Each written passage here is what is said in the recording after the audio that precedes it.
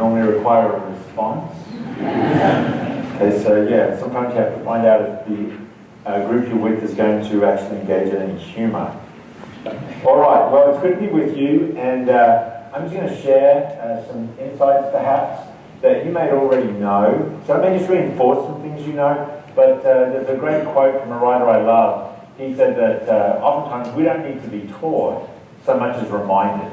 So maybe some of the things I'm going to touch on will remind you, but maybe it'll give you things to think about in terms of how you conduct yourself. So I've kind of broken it into 4 main points that would help you think about your future career. So when you leave school, when you leave these fantastic buildings and in the environment and that you found so fulfilling, and you now get a job, hopefully these 4 things will help you think about what that next stage of your life looks like. So the first thing that I want to just touch on is this idea of lifelong learning.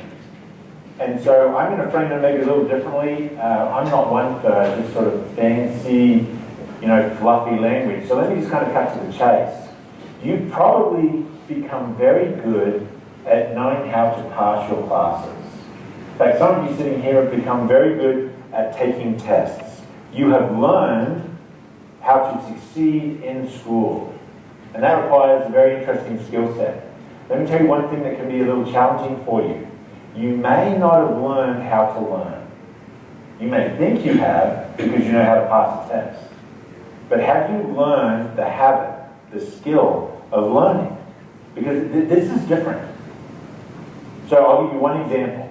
So every year I get a chance to interact with our interns, right? So these are folks that come to Koch and they hope that, we'll give them an offer. Maybe some of them hope that we don't give them an offer because then they won't be conflicted after their summer in Wichita.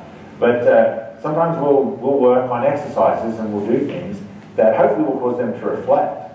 And I remember one time we did an exercise, so I hope I'm not giving anything away that will ruin something for you in the future, where we put them in groups. We never tell them it's a competition. We never tell them it's a competition. And this is for a particular exercise I'm thinking about. In fact, in the exercise for the framing, we continually tell them, you all work for the same company. You all work for the same company. You all work for the same company. And yet there are different tables. What do you think happens? They don't work together. They naturally gravitate to a competitive mindset. Maybe that's something you learned in school because you realize, well, if I don't do well in this class, I won't get an A. So in other words, if I don't do better than someone else, they'll get the A and I'll get the B.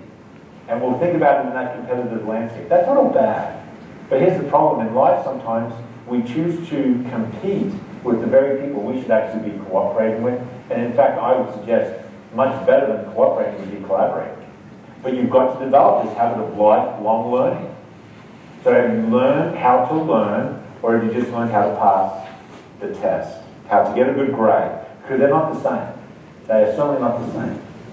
I'm sure you all know people who can say they got an A in a class, but you wouldn't necessarily want to go to them for advice in that subject. Don't be one of those people. So develop this habit of lifelong learning. All right. Oh, well, let me finish the story. So when we were debriefing that particular exercise, someone from a Kansas school, I'll just leave it at that, a Kansas school said basically, well, you didn't tell us we had to collaborate. So that's why we didn't. I said, oh, are you so rule programmed that unless I tell you to do something, you won't do it? That's not entrepreneurial. I said, so what do they call it at school if you'd actually helped other teams? And the person from this Kansas school said, oh, well, at our school, we would call that academic misconduct. And I said, is there anybody else? And then someone else said, well, at our school, we would call it cheating. And I said, yeah, I think that's what we learned. But don't cheat. So I'm not advocating you share your answers on your tests. I'm not saying you violate any university rules, but hopefully there's a lesson here that you might take to heart. Are you learning how to learn, or are you just trying to maximize your GPA? Because I'm going to give you another piece of advice. So I have a chance with my church responsibilities to interact with you. And I remember some parents brought their daughter to me who was a junior, and they said, you know, we need you to talk with our daughter, and she is so stressed out about school, and just it's affecting all of the interactions at home, and it's just not good. I said, okay, I'm happy to chat with her. So I sat down, she's a lovely, lovely young woman, so junior in high school. And so I sit down with her and I thought about what should I say. So I asked her, and I knew her fairly well, and she knew me. And so I asked her how she was doing, and she kind of said some things. And what came to me is I said, and her name is Rachel. I said, Rachel, I'm going to tell you something that your parents are not going to like. And so she sat up on the edge of her seat. And he's like, yeah, so okay, what's this going to be? I said, your grades really, really matter, and your grades really don't matter at all. And she said, they don't matter. I said, they just don't matter. I said, now they do really matter because they're going to help determine where you can go to university. And then when you're in university, they may help you get your first job. But no one, for years, has ever asked me what my GPA was. No one. I said, in 3 or 4 years after you graduated college, no one's going to say, now what was your GPA? And they're not going to look at someone who had a 3.8 much more favorably than someone who had a 3.4. What they're going to do is we're going to look and they're going to say, is this person capable? Is this person committed? Is this person making the people they work with better, or are they making them worse?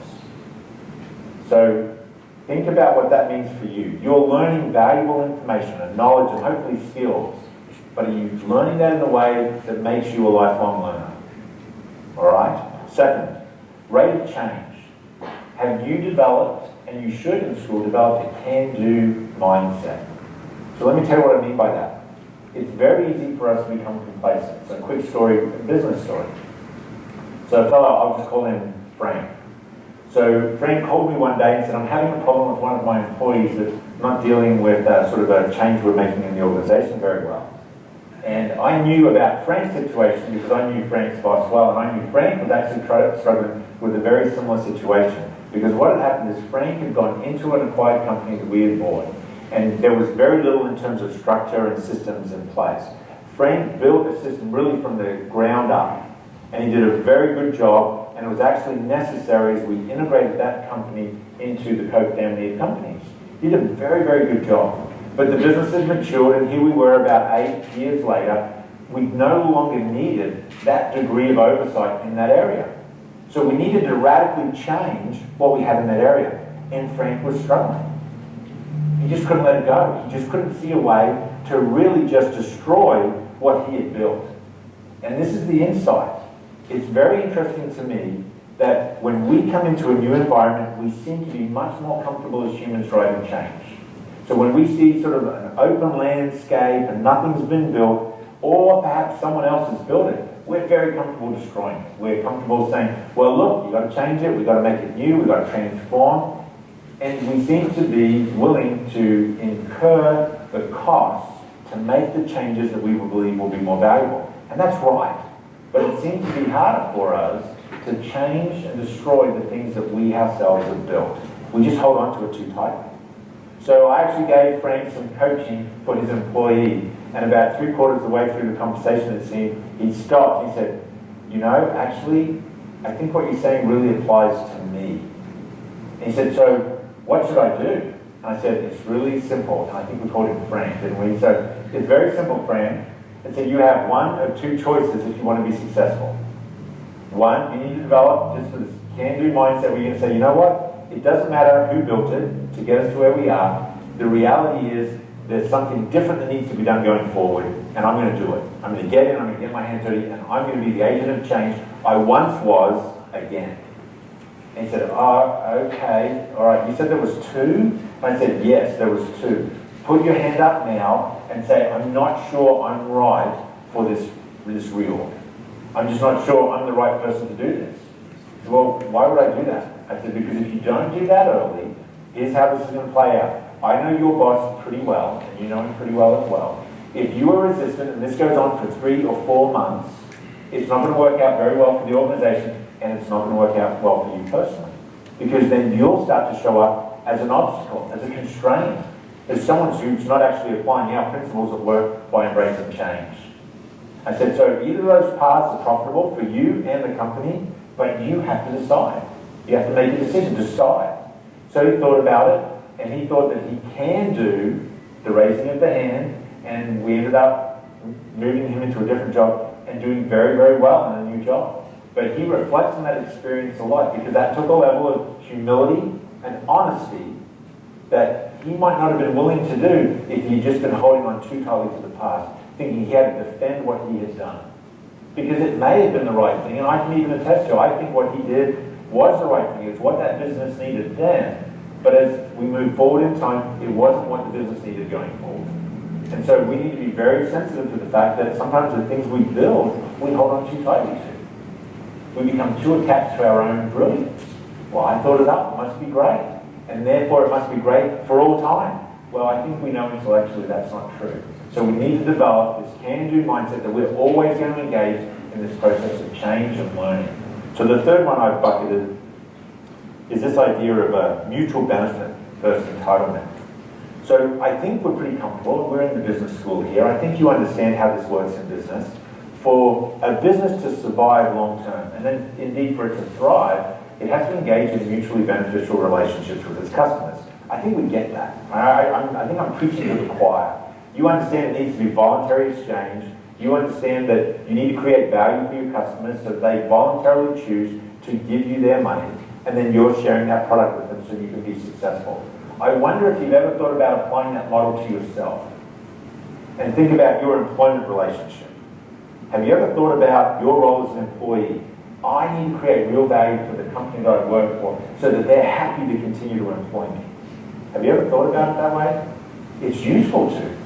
I remember my dad, when I graduated from school and I was looking for my first job, and my dad asked me, so what are you going to do about salary? And I kind of shared, I must have talked for like 10 minutes. So I had all these plans, I mean maybe even schemes, and so all these things I was going to do and the discussions about comp, and I waited and I thought my dad was going to tell me, that's great, I mean that's fantastic, and I think you've got a great plan. But that's not what he said. He said, son, don't be so good at negotiating that you make your potential employer indifferent to whether they hire you or not. And I graduated in economics, so I understood a little bit about the difference, and that made me think.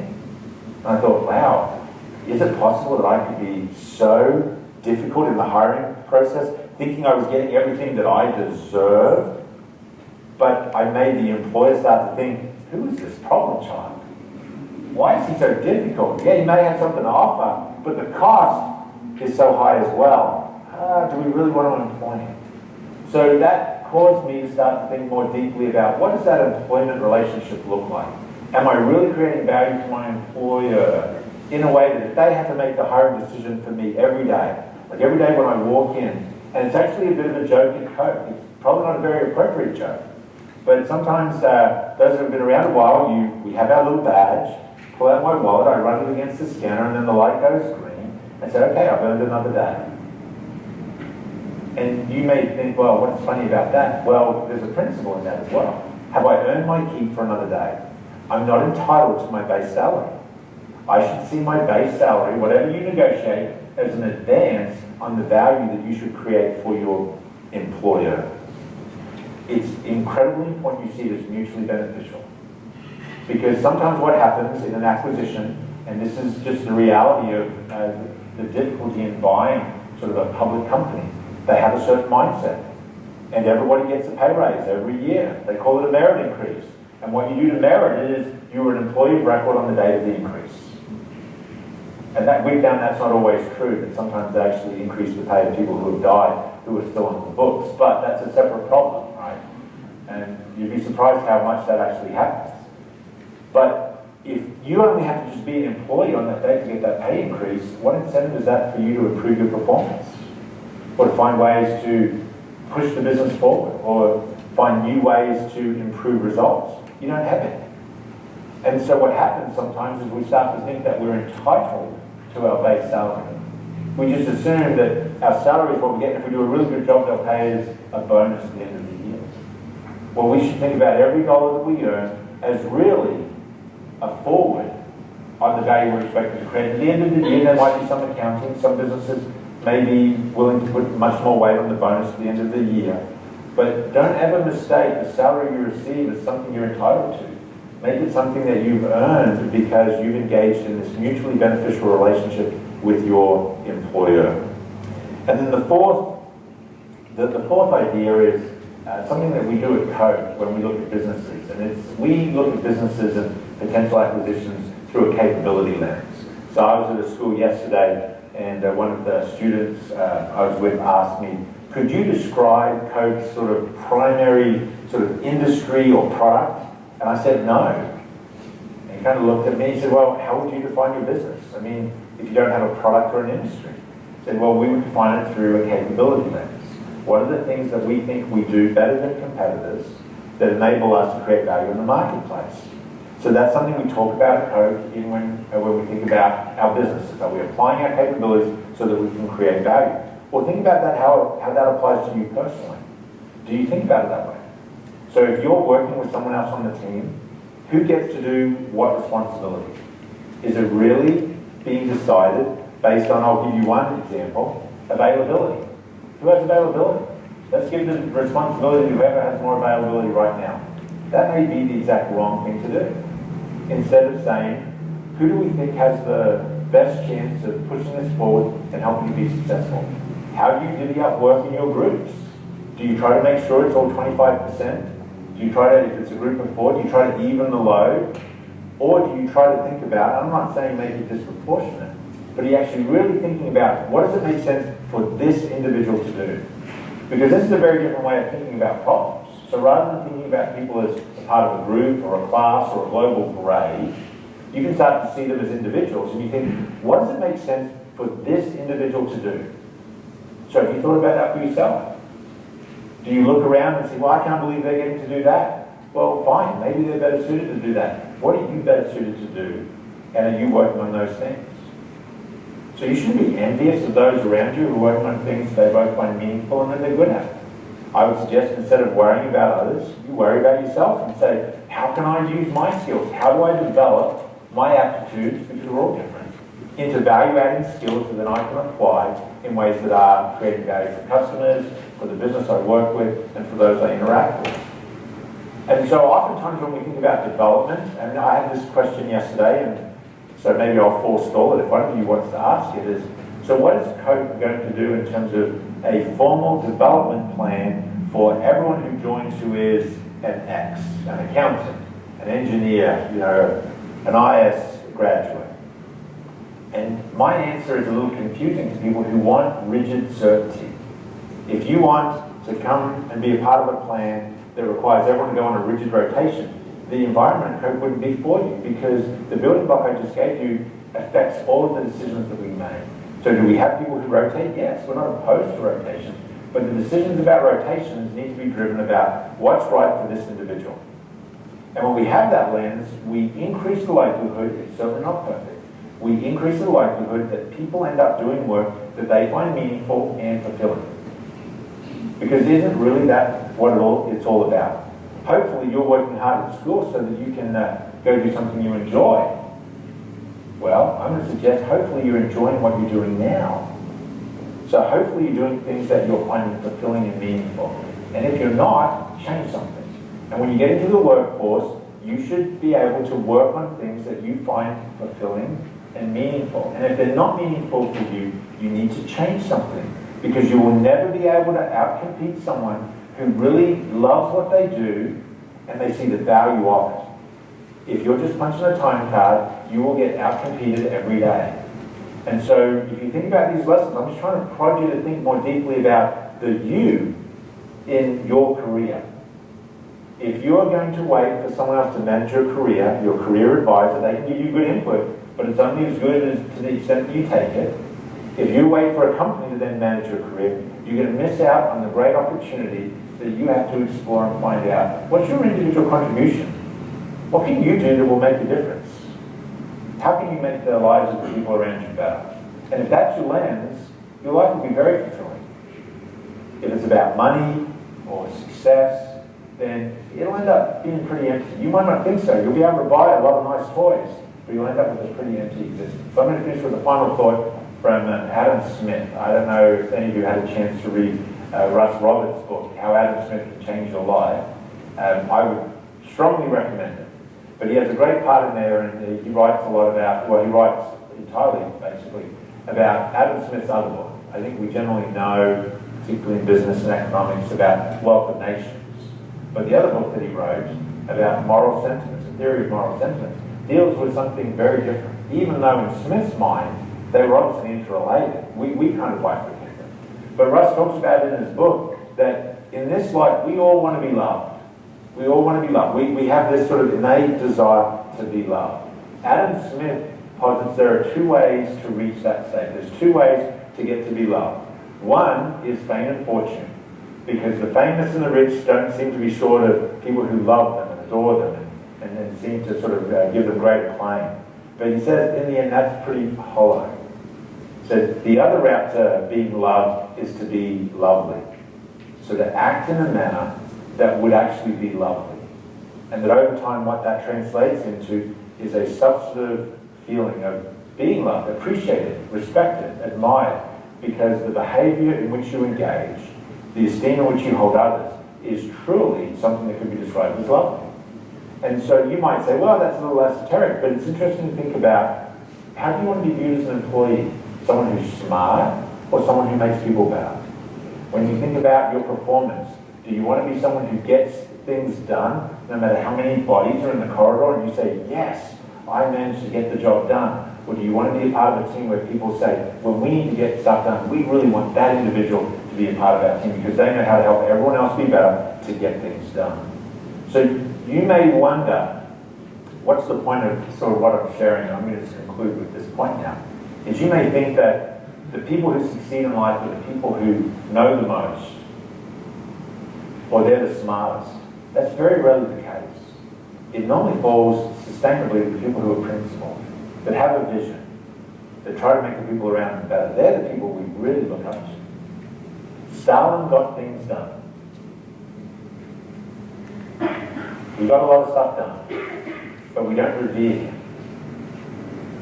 And so we need to ask ourselves, what do we think of as lovely, and how are we going to allow that to shape our lives as employees, as citizens, as family members, as children, as parents, as spouses? It's something to think about, because how you live your life will in large measure determine how you feel about your life. So ask yourself the questions that matter. Are you a lifelong learner? Are you developing a can-do attitude? Or do you just throw up your hands every time something gets hard? Oh, it's not my fault, it's someone else's fault, and just play the blame game.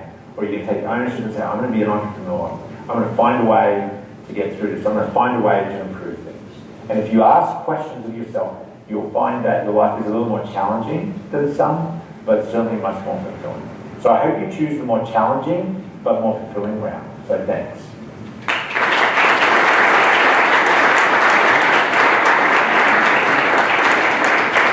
All right, we're going to enter into a question-answer phase of this forum today. If you have a question, please just indicate by raising your hand and I'll bring the mic to you. As I get the mic to you, please take a second to stand up and introduce yourself and then ask your question.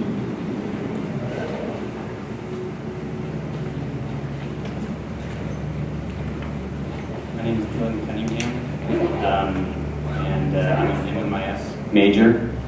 And so my question is, whenever Koch acquires a new company, what type of resistance do you see and feel from the current employees, the management, and how do you handle that obstacle going forward? All right, we only have 20 minutes left, so that's probably not enough time to even answer that question fully. But let me make 2 points, actually. I think it's a great question, because it's something we think about a fair bit internally. So I'll just make 2 quick points about it that may give you some insight. One is, we get more resistance from normally the senior level of business and much less resistance from the next level down, and that could be for a whole host of reasons. But so I'm going to give you 2 points to think about. One is because normally those senior leaders have gotten there under a very different set of expectations. And now the expectations have changed. I mean, it's completely changed. I mean, I can tell you stories that it's a fascinating study of human nature to watch what happens when the expectations change so dramatically. So when you buy a company and you have a leader that's used to just whatever they ask for, it just magically happens, to an environment where a leader that maybe hasn't heard an employee tell them no for 8 or 9 years since they've been the CEO, and they get told no. That's kind of shocking. They don't quite know how to process it. So that we seem to have a lot more resistance from the top, and not necessarily explicit resistance, because they haven't even really thought about it at the deep level, right? And then normally we see less resistance further down, because once they start to understand, you mean I'm really going to be able to ask questions, and if I disagree I can raise those concerns? Yes, that's what we aspire to. We know it's going to take time, but that's absolutely what we aspire to. And the way Charles says it to leaders, particularly in acquisition, he'll say, if your direct reports aren't challenging you and disagreeing with you, then you're doing something wrong. Don't blame them. You're doing something wrong because you haven't created the environment. So the second part I'll share with you, which is sort of always interesting to me, is sometimes the resistance comes because of naivete. And this is how I'll explain that. I remember visiting with a senior leader in one of the businesses we bought. This was about a year after we bought them. And it was a publicly traded company, and we obviously taken them private. And I was talking with him, and just the two of us, we were talking over a meal, and he said, you know, this whole MBM thing is really interesting. It's kind of like brainwashing. And I said, yeah, I mean, I suppose you could frame it that way. And he said, you're okay with that? I said, no, not really, because I don't think that's true, but I understand the feeling. And he said, oh, okay, and he kind of relaxed a little. I said, but the reason why I'm probably okay with it a little is that we're all brainwashed. And he said, no, that's not true. I said, it's absolutely true.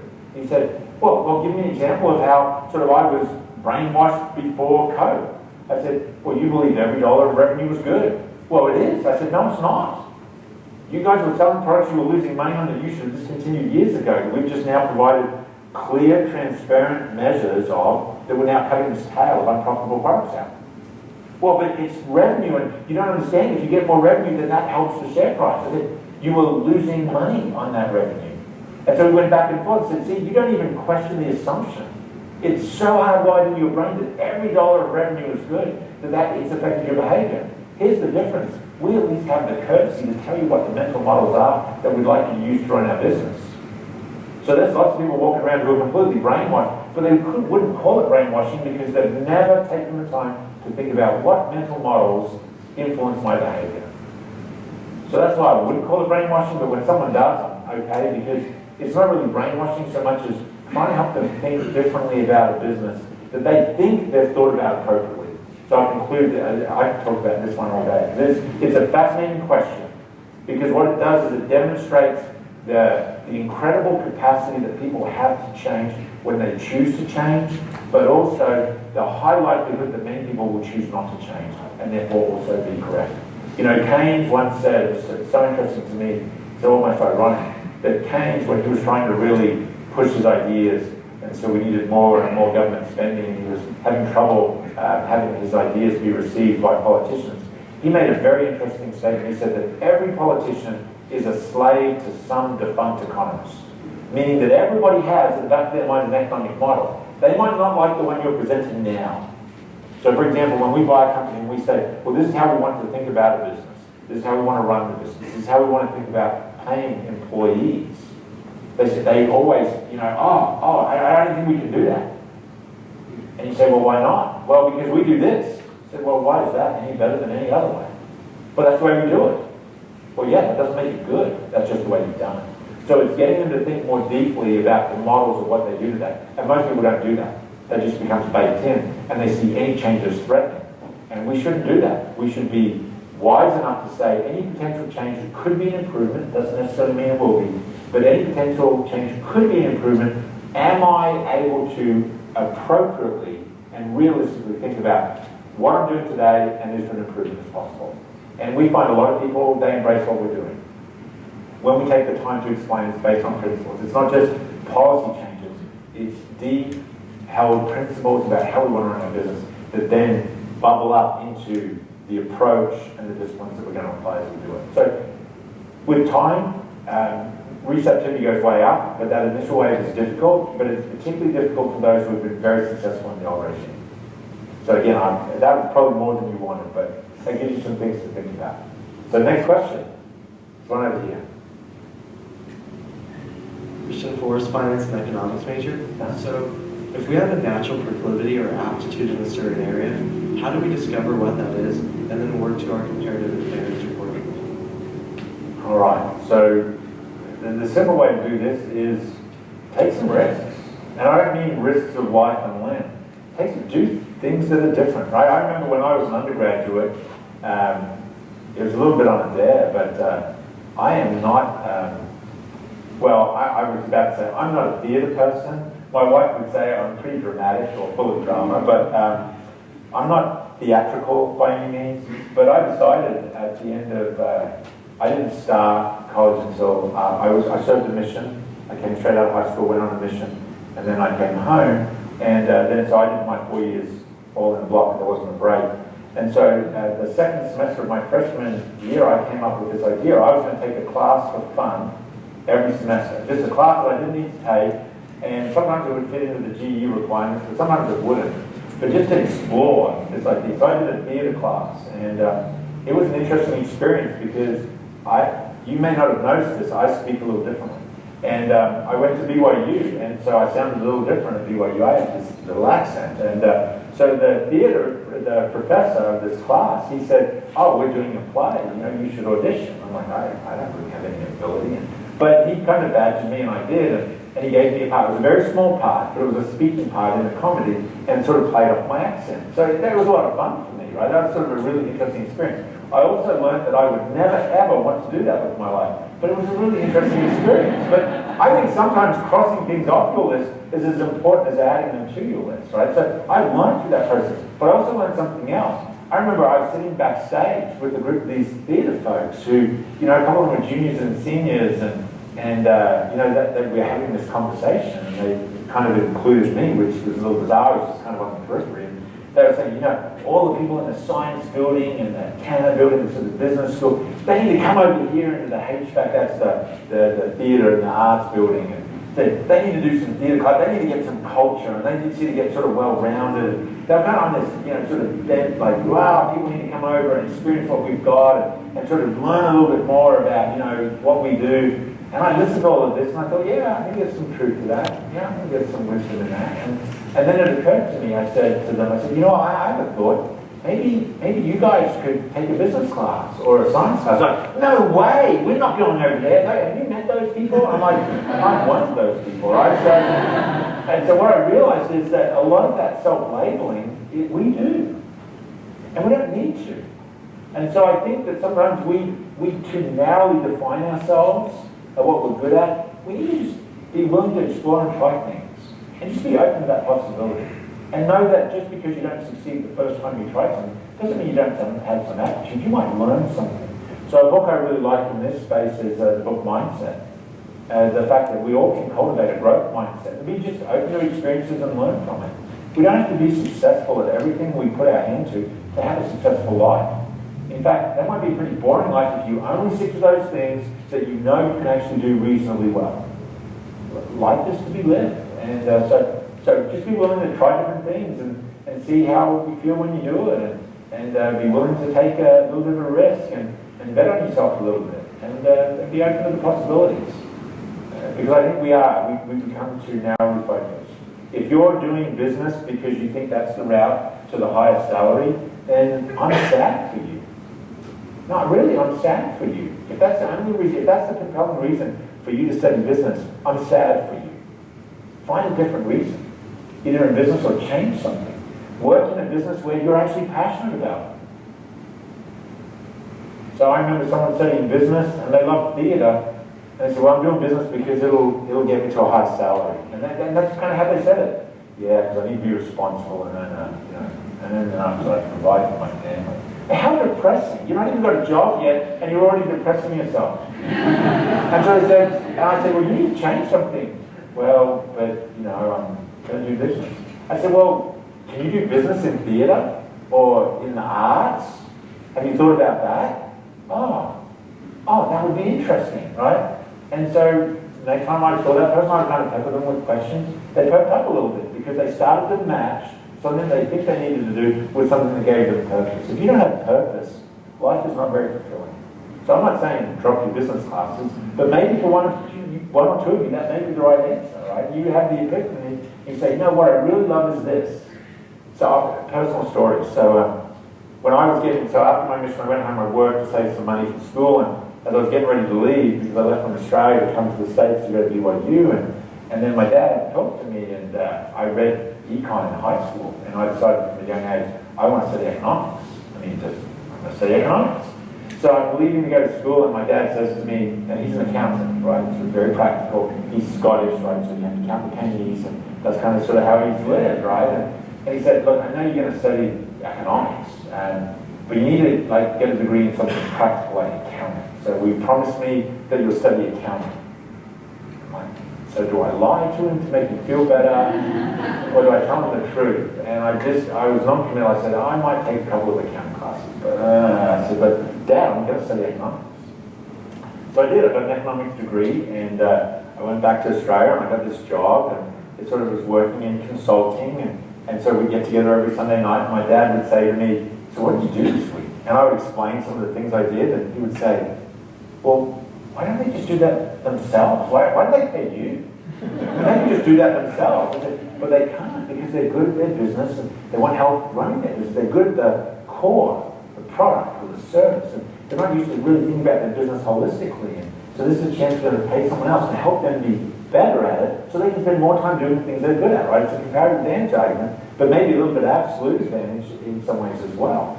And so fast forward 7 years, and my wife, she was from California, and we were living in Australia. We were about 10 minutes from the beach. I come home one evening, and she says, and I had great news, because I just talked to the bank, and sort of we bought a business, and I just made the final payment, and so all this money every month we've been giving to the bank, now it's going to be hitting our bank account, and it was going to free us up and allow us to do something. I was really excited, and I was ready to tell my wife, and I walk in, and this is the way the universe works some days. I walk in, and I tell my wife, I've got great news. She goes, yeah, I've got something I want to talk about as well. And I said, okay, you first.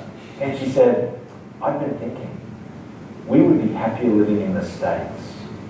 I said, oh, we would. She said, yes, we would be much happier living in America. And I said, oh.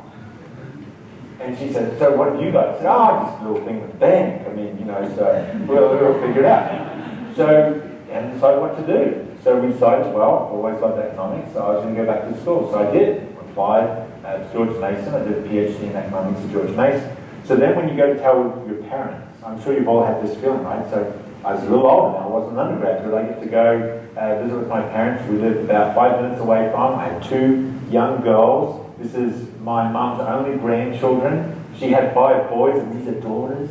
And so you get to go around and tell your parents, by the way, we're moving, to Brisbane, an hour away? No, to the States. I'm going to go back to school. And before I even said what, my dad said, more of this economic stuff? And I just kind of said, yes, Dad, more of this economic stuff. And I just left it at that, and that was fine. So then I finished my PhD. I take a job with Koch. So I agreed in 2004. So thinking back to this, I take a job, and I thought I was going to torture university students. I actually think I'd be pretty good at torturing university students, but that wasn't to be. You were all rescued, and Koch offered me a job that I took, and so we moved to Wichita. So about 6 years later, my dad and mum, they'd visited many times, but my dad and mum were visiting, and my dad and I went up to Hutch. There's sort of an aerospace museum. He loves that kind of stuff, and so we just spent the day together. It was a great day, and we do comfortable. We're very comfortable. Life is good. And we're driving back into our home, and my dad said, kind of out of the blue, he said, son, this economics thing, it kind of worked out for you. And I've often thought about that, and because he had said something to me when I was younger that I didn't quite understand. And I understood it very clearly in that moment. And he said to me one day, his father was a sergeant major in the British Army, his whole career. He joined the British Army when he was a teenager, and he worked in the British Army until he was over 60, and he retired as a sergeant major. So he did it for more than 25 years, same job. Did tours in India and sort of in the war and whatnot. Anyway, so my dad said, I remember saying to me and my brother one day when we were teenagers, I don't think my dad truly understands what I do for a living. He was an accountant at an accounting firm. He said, I just don't think my dad really understands. And I think that's going to be even more true for your generation. So you can't live your life based on someone else's expectations for yourself. You have to have really, really high expectations for yourself. You need to really ground down and know what are your values, what are the unnegotiables for you? What are the things that you are going to hold true no matter what anyone else says or does? And then you just got to go for it. And you can't please everyone. If I pleased my dad, I'd be an accountant. My life would be depressing. Yet I know accountants who love accounting. And I'm so glad I live in a world where we're different, because that gives rise to benefits from exchange. I think that makes the world so interesting. So interesting. So instead of being a cause of division, it's actually something that brings us together because we're different. But we have to pursue what we feel in our heart and do our very best. Look, economics was always going to work out for me because I love it and I'm passionate about it. It doesn't mean I could predict what job I was going to do, but that wasn't what I was trying to do. So that was probably, again, way more than you wanted, right? So hopefully that gave you some things to think about. We have time for one more? Hey, we've got time for one more question. 4 more? I could do this all day. My name's No pressure, you're the last one, so this has to be good. Okay, it should be too hard. You've already kind of touched on it. It goes right into the story we were talking about. I'm going to take covered on economics major freshman here. But you're talking about being genuine and having integrity. But like you just mentioned, sometimes it's very hard to express ourselves and be genuine and express our integrity because you either come across as self-righteous or sometimes being genuine is very kind. Or there's always obstacles. So are there any principles you follow in expressing yourself in a genuine and integrous way? Yeah, you're going to get way more than you bargained on this one, right? So this tells you way more about me than you need to know. So as an undergraduate at BYU, I was engaged and I was listening to the radio. And on the radio, because you guys, it was like one of the local channels, and BYU would pay that. I'm sure Utah State does a similar thing in different things. And there was this little article came on, and it was about how couples that get pre-marriage counseling are like 3 times less likely to divorce. So, not that I was planning on getting divorced, but I was planning on getting married, but I like those odds. So I told my fiancée, we're going to do this pre-marriage counseling, right? So it was a set module, and they put you in this room with other couples, and you talk about, for 6 weeks, a very different topic each week, finances. I learned a lot that night, because I wasn't married yet, about how my wife thought about money. Very powerful, very powerful. And she doesn't think like an economist. Surprise, surprise. So she did history, and we had great conversations about history. And she likes to think she's probably earned a little bit of a degree, being married to me now for 20 years. But I still haven't made her sit the test, so I'm not sure about that. But one of the nights we learned about how you navigate conflict. And one of the things that I learned before I was even married that became very powerful to me, which I think is actually a life principle, is that human nature is that you're exactly right. The way you framed it was actually very good. I'm going to frame it the same way, just use different verbiage. We seem to be very comfortable when we engage in debate, feeling like we either have to directly criticize the other person and their idea, or we stay silent. And think about it in a marriage relationship. It really isn't appropriate to tell the other person, you really suck. You're terrible. You're a terrible spouse. Because how does that invite them to be better? It doesn't. So you actually get further away from the result you say you want. So what's the behavior that better invites that? Well, it's really about talking to the other person respectfully. And there's nothing wrong with saying, when you do this, I really struggle. So even in a business situation, rather than saying, well, I think you're wrong, why couldn't you say, I'm struggling to see why that is the right answer? I'm not seeing it yet. That's very different because it puts the weight on you. But it invites the other person to come into a dialogue as opposed to push them away. And you may think that's oversimplistic. And in one sense, you would be right if you thought that was overly simplistic. The challenge is it's not just about the word. It's really our disposition. Are we really interested in the other person's point of view? I'm sure you've all been in meetings where you're talking with someone, but you're not really talking. You're just taking turns speaking. And then when they're speaking, you're just waiting for your turn to speak. That's not dialogue. And so one of the things, kind of mental models that I like to think about is, are we cooperating, coordinating, or are we truly collaborating? So when people come together and there's a collaborative spirit, then no one's worried about, well, what percentage of the credit do I get? People are happy to know I'm involved, I'm engaged. Maybe I was less involved in the idea in terms of the choice, but I can be more involved in the execution. Maybe vice versa, or I'm not so worried about the credit individually as I am, did I contribute in a way to make the people around me better, and did I get to the right result? There's time to think about what I could have done better to maybe increase the contribution later. But in any relationship, you have to ask yourself a simple question. Am I actually being honest? And I don't mean honest to the point of disrespect. Honestly involved in this conversation.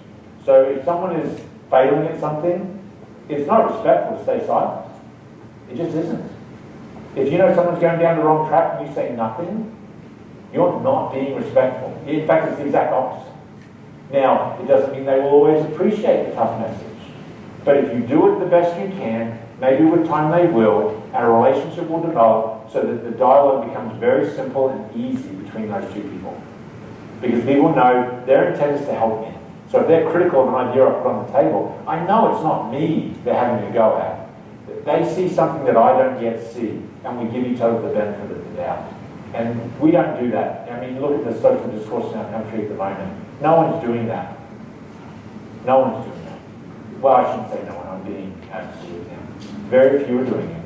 It's very easy for us to assume that my motives are pure and your motives are evil, and therefore we're going to engage in a no-holds-barred war of ideas. That just doesn't seem very productive. So even on a college campus, you should learn how to engage in reasonable debate. And in fact, one of the things I learned in grad school, which I think is very powerful, is that you should never ever fear a strong criticism.